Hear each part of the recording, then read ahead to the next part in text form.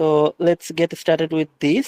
আমাদের দুইটা ভিউ এর একটা ভিউ এমন ছিল যে একদল মানুষ মনে করে চাইল্ড ডেভেলপমেন্টের জন্য ফ্রেন্ডস,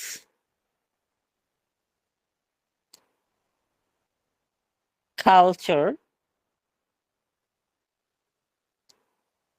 এবং অন্যান্য যে এক্সটার্নাল যে ফ্যাক্টর গুলো ছিল সেগুলো অনেক বেশি গুরুত্বপূর্ণ। এবং আরেকটা ভিউ ছিল এমন যে না, এই ধরনের এক্সটার্নাল কোনো ফ্যাক্টর না, internal factor as in parents plays the most significant role, plays the most significant role।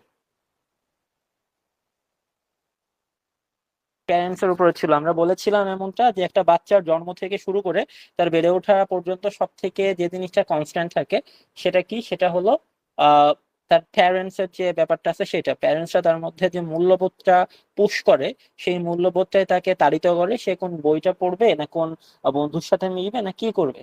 Parents যে মূল্যবোধটা তার মধ্যে ইয়া করে, ইনস্টিল করে, আমরা একটা ওয়ার্ড ইউজ করেছিলাম ইনস্টিলড, এই টাইপের যে একটা সিনোনিম যেটা আমি বলেছিলাম।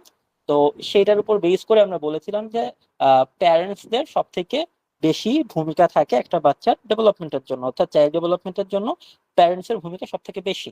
যে খুবই ভালো কথা। তো আমরা আজকে কি করব, আমরা আজকে কনক্লুশনটা লিখে ফেলবো।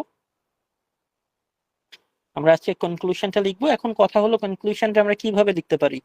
আমরা কোন এসে লিখতেছি, আমরা লিখতেছি discuss the both view and give opinion. তিনটা জিনিস, বোথ ভিউ এন্ড অপিনিয়ন। দুইটা অপিনিয়ন থাকে এবং সরি দুইটা ভিউ থাকে এবং একটা অপিনিয়ন থাকে। তো এর উপর ভিত্তি করে আমার কনক্লুশনটাকে আমি তিনটা স্টেপে লিখবো। কনক্লুশনটা মেক শিওর করবো যে 4 থেকে 5 লাইনের মধ্যে যেন হয়, এবং সেই 4 থেকে 5 লাইন যেটার মধ্যে আমি কনক্লুশনটা শেষ করব তার মধ্যে আমাকে আমার যে দুইটা ভিউ, সে দুইটা ভিউর কথাও বলতে হবে। অ্যাট দ্য সেম টাইম আমাকে কি করতে হবে, আমার যে অপিনিয়ন সেই অপিনিয়নের কথাও বেশ ভালোভাবে উল্লেখ করতে হবে। কি বললাম, আমার যে দুইটা ভিউ আছে সেই দুইটা ভিউ এর কথাও আমি বলবো। অ্যাট দ্য সেম টাইম আমার যে অপিনিয়নটা আছে সেই অপিনিয়নটাও আমি এখানে বলে দিব। এবং এই যে পুরো ব্যাপারটা, এটাকে অবশ্যই 4 থেকে 5 লাইনের মধ্যে হতে হবে। ওকে। তো আমরা বলেছিলাম গতদিন যে যে কোনো কনক্লুশন শুরু করতে গেলে আমরা অথবা টু কনক্লুশন অথবা ইন টু কনক্লুড অথবা ইন কনক্লুশন দুইটার যে কোনো একটা ফ্রেজ ইউজ করব। আমরা দুইটা ফ্রেজের মধ্যে একটা হলো টু কনক্লুড এবং আরেকটা যে ফ্রেজ সেটা ছিল ইন কনক্লুশন। এই যে যে দুইটা ফ্রেজ, এই দুইটা ফ্রেজের মধ্যে যে কোনো একটা ফ্রেজ দিয়ে আমি শুরু করব। তো আমার এখানে ইচ্ছা হচ্ছে টু কনক্লুড দিয়ে শুরু করতে, আমি দ্যাটস ওয়াই টু কনক্লুড দিয়ে শুরু করলাম। তো একটু খাতা কলমে লিখে ফেলতে হবে সকলকেই।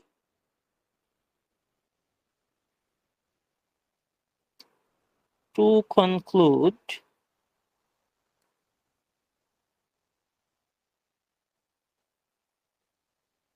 দ্য আউটসাইড, আউটসাইড না দেই, এক্সটার্নাল দেই। আউটসাইড থেকে এক্সটার্নালটা বেশি ভালো শোনায়। The external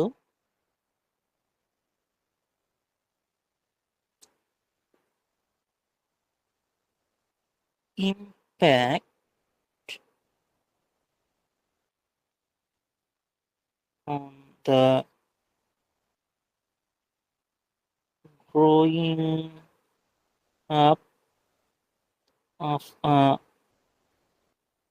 child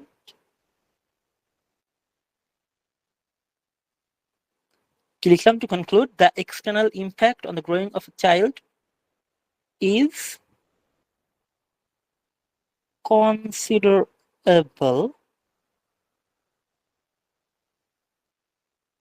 in terms of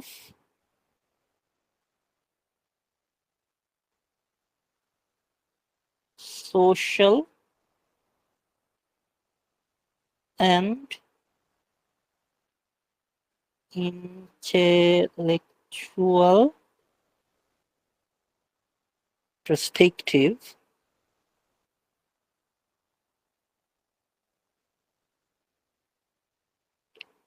However,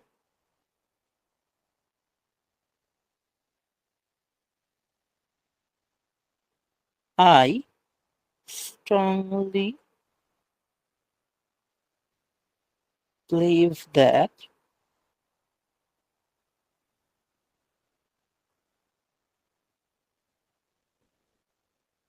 it is their parents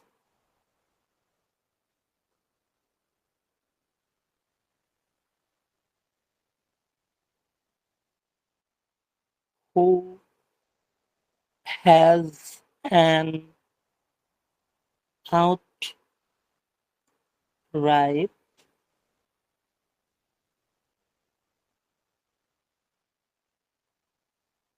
influence more than any factors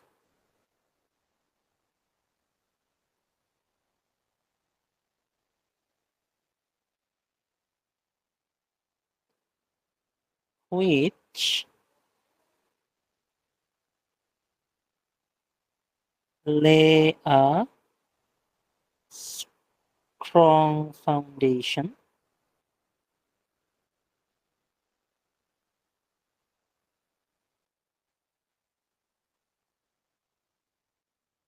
from a very young age. Therefore, parents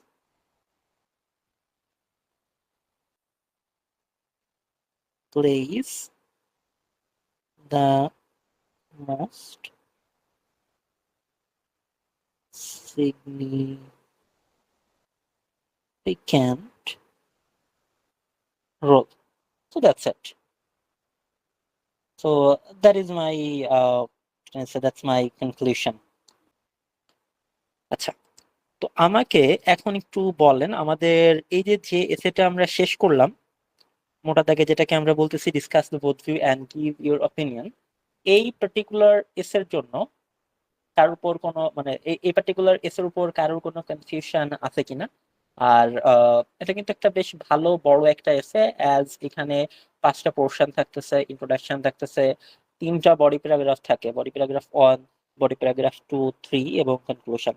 তো প্রবাবলি আমাদের যে উম 4 টাইপের এসে আছে সেই 4 টাইপের এসের মধ্যে এটা সব থেকে বড় এসে, এবং এটা আসার প্রবাবিলিটি এক্সাম হলে সব থেকে বেশি বলা চলে। কেন কি আপনি যদি গত 4-5 মাসের এক্সাম যে এক্সাম যেগুলো নিচ্ছে সেগুলো কোশ্চেন যদি অ্যানালাইসিস করেন, তাহলে দেখবেন যে আইদার অ্যাডভান্টেজ ডিসঅ্যাডভান্টেজ দিছে, না হলে discuss the both view and give opinion এই টাইপের সেটা দিয়েছে। তো যাই হোক, যেটাই দিক আমাদের সেটাই পারতে হবে, that's our main perspective, that's our main goal আসলে।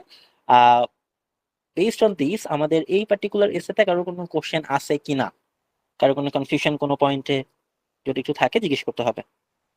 তাহলে আমরা এখানে 5 মিনিট দিব এন্ড আমরা নেক্সট এসেতে যাব। নেক্সট এসে যাওয়ার আগে আমাদের এখানে কনফিউশনটা ক্লিয়ার করতে হবে।